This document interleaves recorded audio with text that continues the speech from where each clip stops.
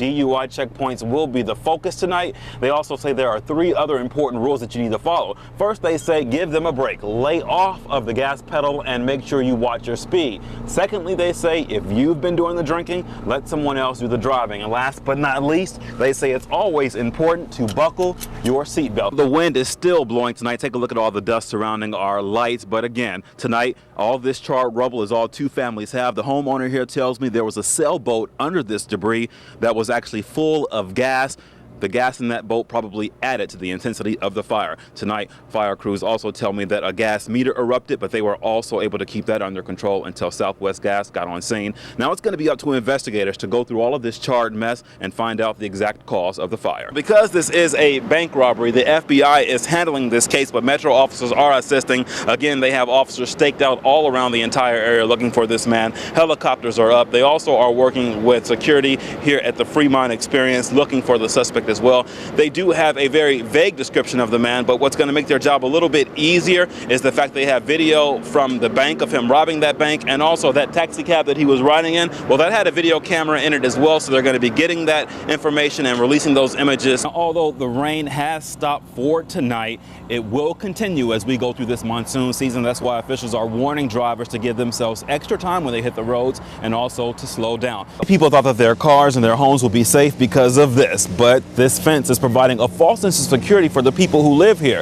That's why now they say because they cannot rely on the sturdiness of these bars, they're relying on the message on this flimsy sheet of paper to find the criminals who did this. Police say when they got here on scene, the doctor was already dead. The shooter was still alive. He was transported to UMC Hospital, but he later died. Now, as you can see behind me, investigators and crime scene technicians are combing over this scene. Now, from the information I was able to gather, the gold Taurus that you see over there with the trunk open, that was the shooter's car. Police are combing through that car, trying to find evidence. They're also in the doctor's office, trying to figure out what caused this man to shoot and kill the doctor. Now, investigators say that it is impossible that someone could have lifted up that very heavy storm drain cover and then dumped a body in broad daylight without anyone seeing. So what they believe is that the people may have gotten the storm drain in an area similar to this one right here. They say there's a storm drain across the street with a gate that would have allowed them to walk through those tunnels. This is the mess that many Las Vegas families will have to deal with. Trees once firmly planted, now uprooted and tipped over from their base.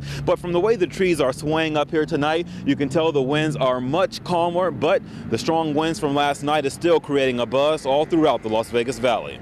Here I saw the tree going like boom, down.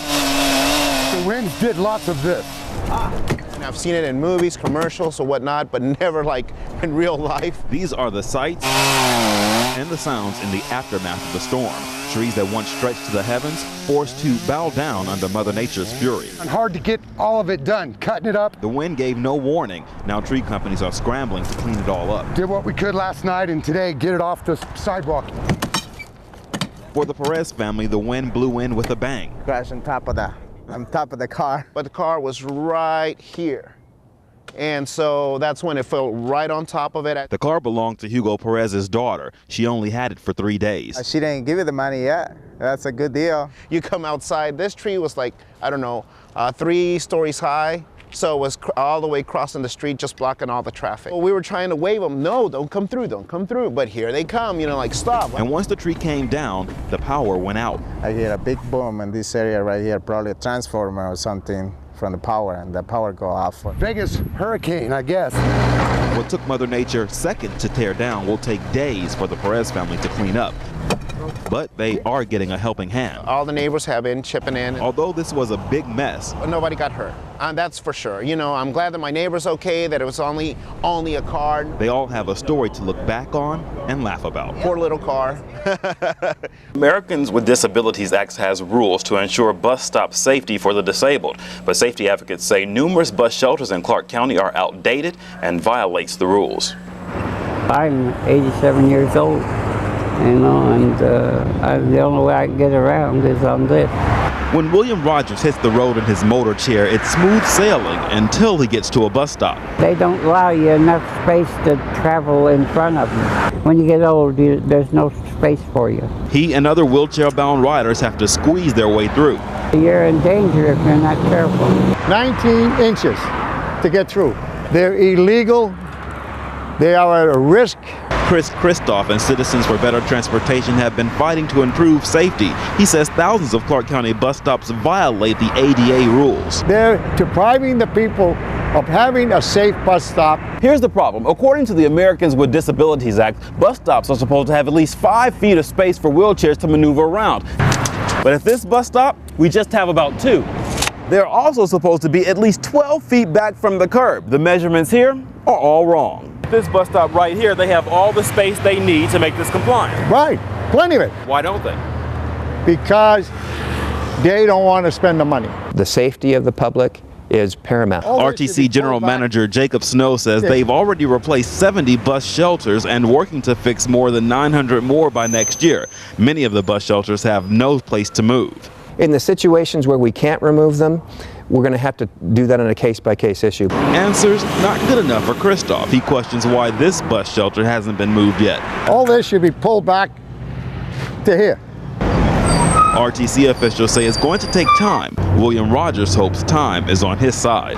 When you get up close to the bus stop, you do have to be very careful.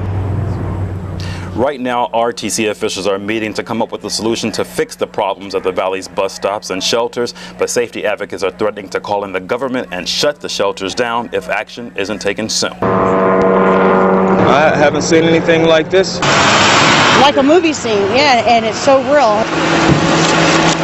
Metro police officers swarmed this northwest Las Vegas neighborhood, blocking off streets, redirecting traffic, and forcing people out of their homes. They rushing through the neighborhoods and around the yard, and they're all around the fences, and they got their guns drawn. Officers were coming to investigate a domestic violence call which came from California. The family down there believed that she was in distress and was being beaten by her male companion. When officers arrived, investigators say the suspect was holding his girlfriend and an 8-month-old baby hostage. At one time, the female came outside and deposited a small child on the sidewalk in front of the house. She didn't have a chance to flee. He was holding the gun basically close to her. When officers moved in to get the baby girl out of harm's way, they say the man opened fire. We heard like 14, 15 gunshots. Police fired back and neighbors ran for cover. Gunshots just shooting all over. One officer was shot in the arm during the gun battle. He showed me. I touched his arm, had blood on my hand. After saving the baby, the SWAT team moved in, climbing rooftops, taking positions in neighbors' backyards, and setting their sights on bringing the standoff under control. A short time later, officers forced entry into the home, only to find the suspect and his girlfriend dead. The male may have killed the female and then killed himself. Now officers are trying to find out what sent the suspect into a shooting rampage, and neighbors are left worrying about an 8-month-old whose mother is now gone. Oh, this is horrible. It's horrible. Missionary Baptist Church, they send praises up so blessings pour down. The economy's tumble is forcing more Christians to their knees, praying to be lifted out of this economic despair. The gas is so high and the prices of the groceries have increased at the grocery stores, and everything is getting pretty bad. Even though she's having a hard time making ends meet, many of her church family members are faced with foreclosure. The other bills are stacking up too. But one bill these devout Christians won't be late paying is their debt to God.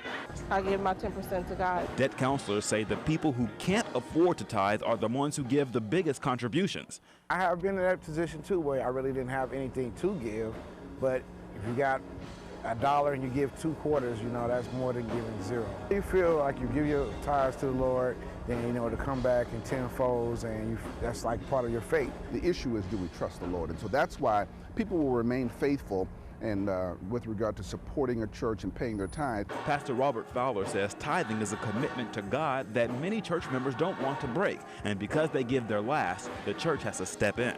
It causes, as I stated earlier, the church to step up to the plate because you have to provide for people as well. Church leaders have always used spiritual principles of prosperity to help members weather economic storms while still encouraging the faithful to tithe. 3 and 10 said if you pay 10%, that God will pour out a blessing that you won't have room enough to receive it. God is one of those individuals that said, test me and try me and see if I won't do what I said I would do. You go down to the casino, the slot machine doesn't say test me. Their faith is being tested during these tough times, but Kelly Thomas says that she's standing on God's word. Just wait and trust in the Lord. And until God answers, church members will continue to pray until their blessings come.